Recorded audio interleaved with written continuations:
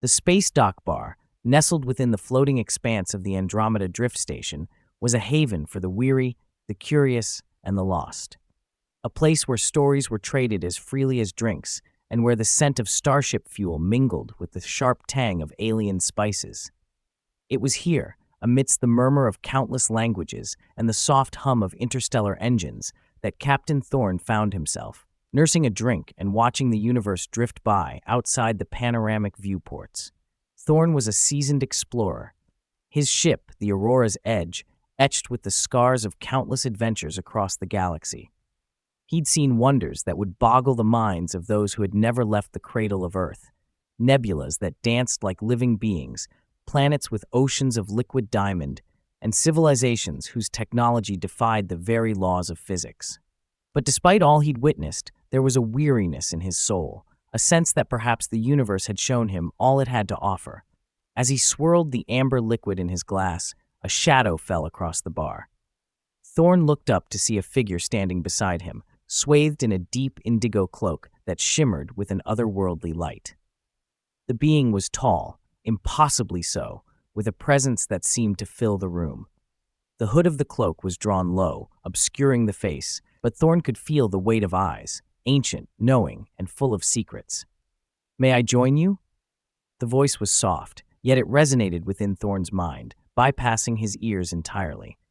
Thorne gestured to the empty seat beside him. "If you don't mind the company of a tired old spacer, then be my guest." The figure sat with a grace that belied its size. For a moment, there was silence between them, the kind of silence that was comfortable, born of mutual understanding. Then, the figure spoke again. "You are Captain Thorne of the Aurora's Edge, are you not? The one who has charted the uncharted, who has seen the unseen." Thorne raised an eyebrow, surprised. "I am, though these days it feels like I've seen it all." The figure chuckled, a sound like the rustling of leaves in an ancient forest. "Ah, but the universe is far more vast than even you can imagine, Captain. There are secrets that lie hidden in the folds of reality, stories that have yet to be told." Thorne leaned back in his chair, intrigued. "And I suppose you've come to tell me one of those stories?" The figure inclined its head. "Indeed, but this is no ordinary tale. It is a story of legend, of a creature so rare and powerful that its very existence could reshape the cosmos." Thorne's interest was piqued. He'd heard countless stories in his travels, but there was something about this being, something ancient, something that whispered of truths long forgotten. "Go on," he said, signaling the bartender for another round. The figure nodded in thanks, though it did not touch the drink that was placed before it. Instead, it began to speak, its voice weaving a tapestry of words that seemed to paint the air with images.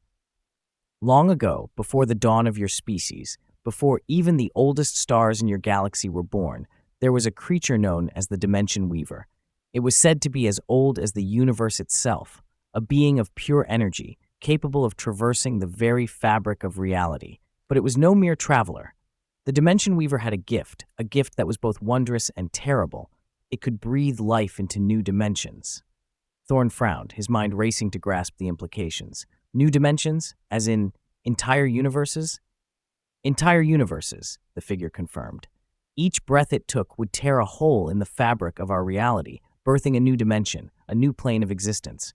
Some were stable, forming vast, intricate worlds with their own laws of physics, their own realities. Others were fleeting, collapsing in on themselves like dreams upon waking. But the potential was limitless." Thorne's heart quickened.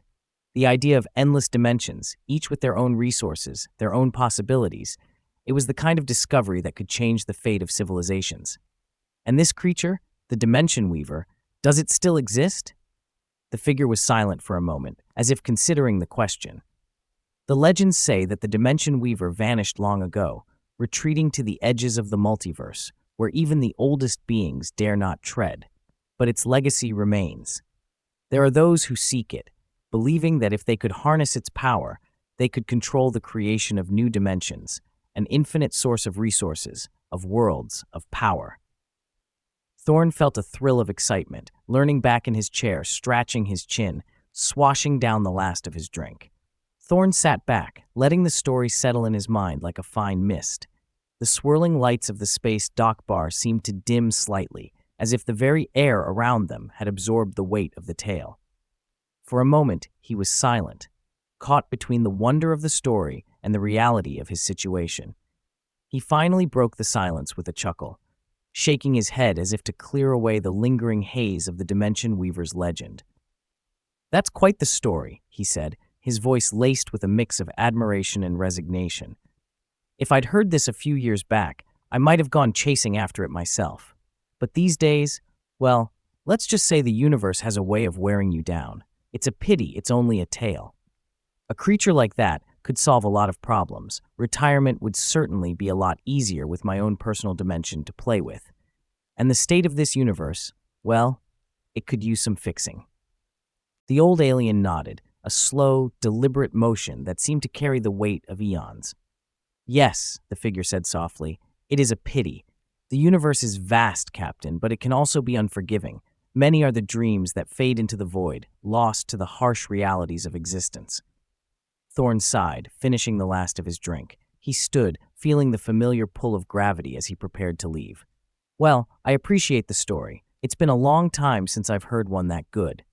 Maybe I'll dream of the Dimension Weaver tonight, see if I can find it in my sleep," he said with a wry smile. The alien remained seated, its presence as still and ancient as the stars. "Dreams have a way of revealing truths, Captain Thorn. Do not dismiss them so easily."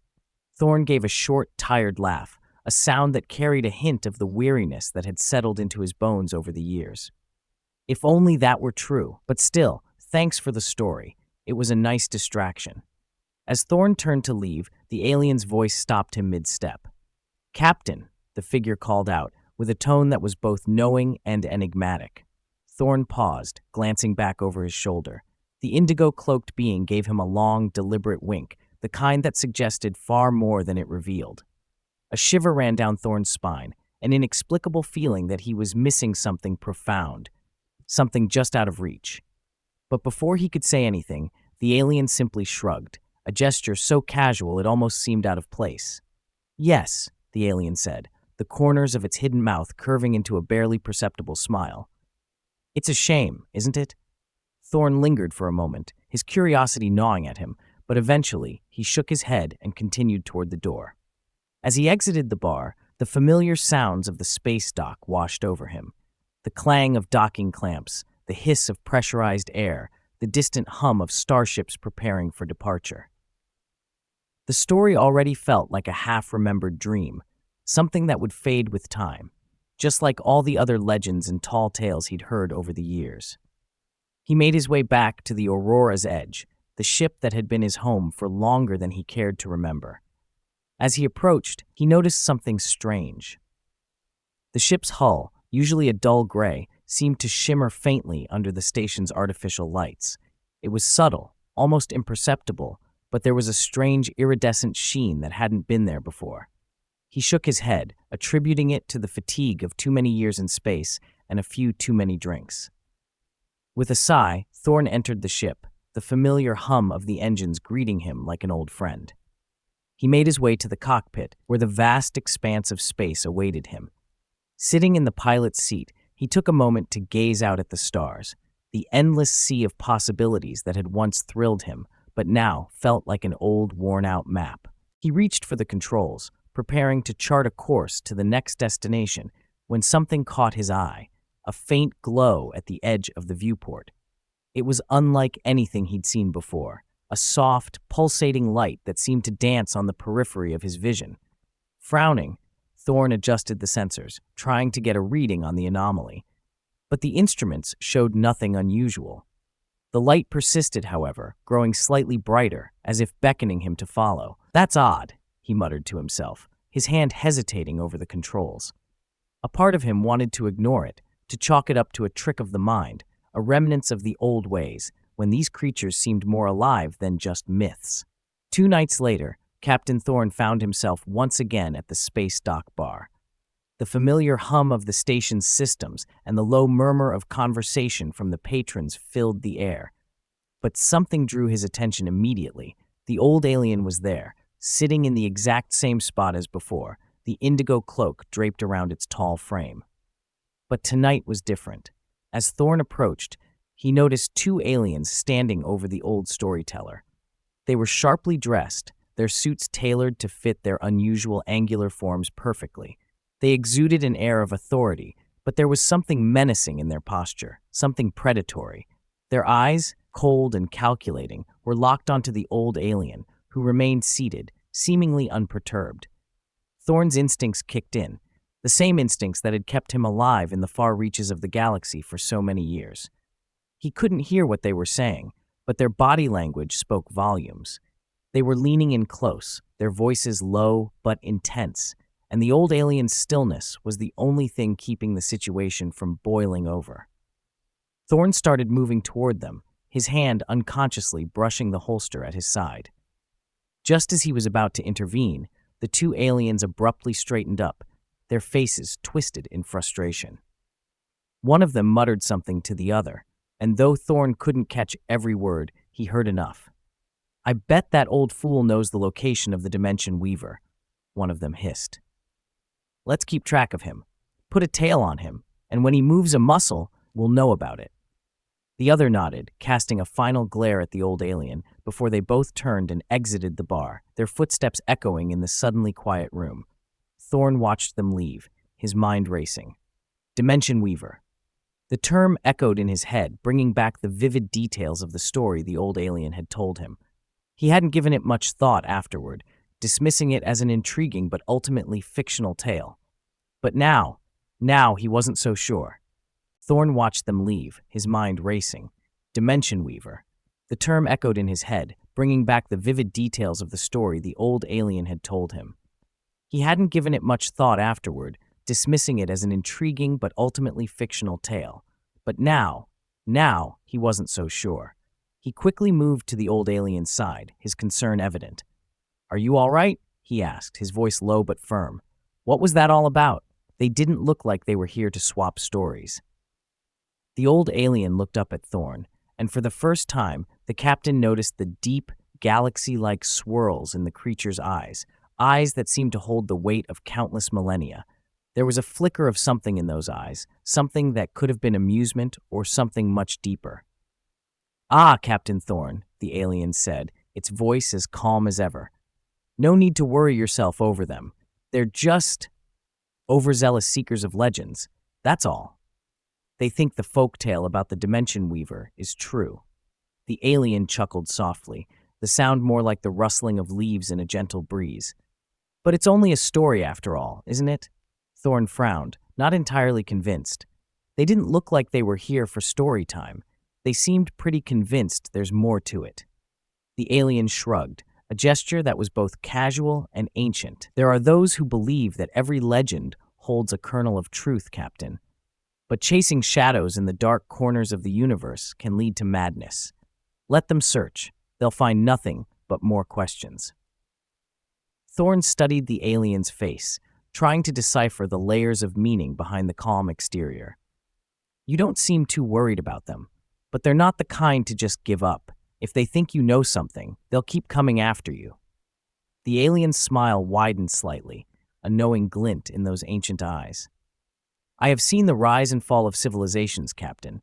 I have witnessed stars being born and dying in great supernovae. These too are but a momentary ripple in the vast ocean of time. Their concerns are insignificant." There was a long pause as Thorn considered the alien's words. He wanted to believe it was just a story, but something in the way those suited aliens had looked at the old being told him otherwise. There was a tension in the air now, something unspoken, a sense that things were in motion that couldn't easily be stopped. "Maybe so," Thorn said finally, "but still, you should be careful. If there's even a chance that what you told me is real, they'll stop at nothing to find out, and I'd hate to see something happen to you." The alien reached out and placed a long, slender hand on Thorn's shoulder, the touch surprisingly warm. "You are kind, Captain, but as I said, it's only a story meant to entertain, to spark the imagination, nothing more." Thorn wasn't sure he believed that. Thorn sat back down at the bar, his mind swirling with a mix of concern, curiosity, and a growing sense of unease. He took a slow sip from his glass, his eyes drifting across the room, trying to make sense of the nagging feeling that something was off. The bar was as lively as ever, filled with the usual assortment of spacers, traders, and drifters from across the galaxy. But now, with his senses heightened by the recent encounter, Thorn began to notice things he had overlooked before. The first thing that struck him was the way the other patrons were behaving. They didn't seem any different at first glance, laughing, talking, going about their business, but there was an undercurrent of tension in the room, a subtle shift in the atmosphere that he hadn't picked up on before. And then he noticed it, the way they glanced at the old alien, subtle but unmistakable. Eyes flickered toward the indigo-cloaked figure, quick and furtive, before darting away as if not wanting to be caught looking. Thorn's pulse quickened. The old alien had been in this bar for who knows how long, telling stories to anyone who would listen. But the attention it was drawing now was different, almost predatory. The patrons weren't just listening, they were watching, studying the old alien as if waiting for something. It was as if the entire bar was operating under a silent agreement, a collective awareness that something important, something monumental, was sitting right there in their midst. He carefully scanned the room, trying to spot anyone who stood out. There, in the far corner, was a group of beings who looked too polished, too composed for a place like this. They were nursing their drinks, but their eyes kept drifting back to the old alien. Another pair of patrons seated closer to the door were engaged in quiet conversation, but Thorn noticed the way one of them kept tapping a subtle rhythm on the table, a signal, perhaps, to someone else in the room. Thorn's instincts screamed at him that something big was happening. The story of the Dimension Weaver, which he'd initially dismissed as nothing more than a fanciful tale, was beginning to feel all too real. And if the story was real, then the old alien was in far more danger than it was letting on. The bartender, a grizzled old cyborg with a half-metal face, was polishing a glass nearby. Thorn caught the bartender's eye and nodded toward the old alien. "Hey, do you know that one?" Thorn asked, keeping his tone casual. The bartender paused, his mechanical eye whirring slightly as it focused on the cloaked figure. "Been coming here for as long as I can remember," he said, his voice a low rumble. "Always in that same seat. Tells stories, mostly. Some say they're just tales, but others, well, they think there's more to it." Thorn nodded slowly, his suspicions deepening. "And what do you think?" The bartender shrugged, setting the glass down. "I think it doesn't matter what I think, but I've seen a lot of folks come through here, and most don't pay attention to nothing but their drinks. Lately, though, there's been more interest in that one." He nodded toward the old alien.